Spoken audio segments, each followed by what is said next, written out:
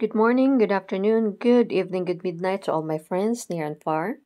Ito po si Marilyn, your friendly Filipino carpentera here in America. At nandito po kami ngayon sa aming lupa na tig kilo-kilo lang. Nagpuputol po ako ng kahoy. At alam nyo guys, malapit po akong dyan, matumbahan ng kahoy na pinutol ko kasi may twig siya.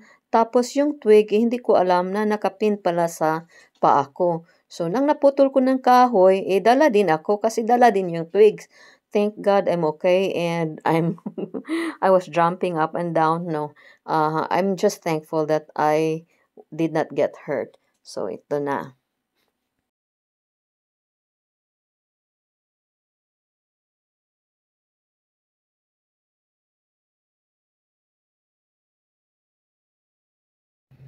Guys, tingnan nyo to. That little tree there, that needs to be cut. Tapos yan, ito hindi ko siya puputulin although parang mukha na siyang patay.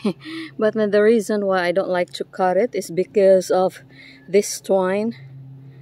Na parang I like it the way it looks. Para siyang decor, very ornate decor sa backyard. So, I will leave it as is. But then, guess what guys? Tingnan nyo, pinutol ko yung itong twine, part of the twine. I cut it because parang rowdy siya. And guess what?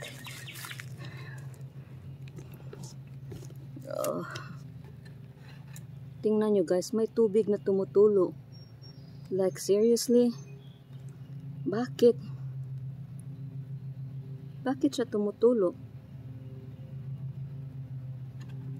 So yan, pinutol ko lang yan kasi rowdy yung branch niya. So, anyway, ito yung where the twine originated. So, dyan. And then it kinds of, wrap up on this main tree here.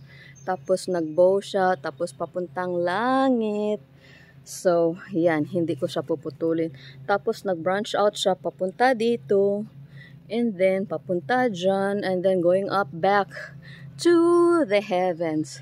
O, diba? I think I would just leave it as is. So, I will not cut those two.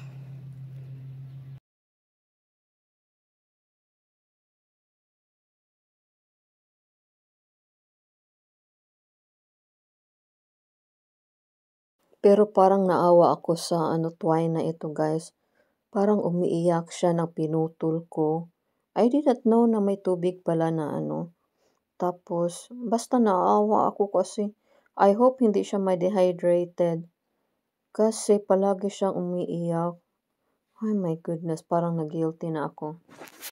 Tapos tingnan niyo ang mga kagubatan dito. Like those need to be trimmed. Yung mga bushes kailangan putulin. Tapos may apat kami. That one I can cut that. Ito I can cut this one. However, sabi ng asawa ko, wag muna daw kasi yung kahoy ay pupunta doon sa daan kasi it's leaning towards the road. So, wag muna. Hindi ko muna puputulin yan. And this fern, hindi ko puputulin yan kasi magandang yard ornament yan. But then, that big tree over there, yan, puputulin ko yan. So, I will have to hire professionals to do it because it's kind of a big one. Tapos, yan, I have to hire a professional too kasi mataas. And most of all, yan, napakataas niyan. See, it reaches to the heavens. Tapos, meron pang isa.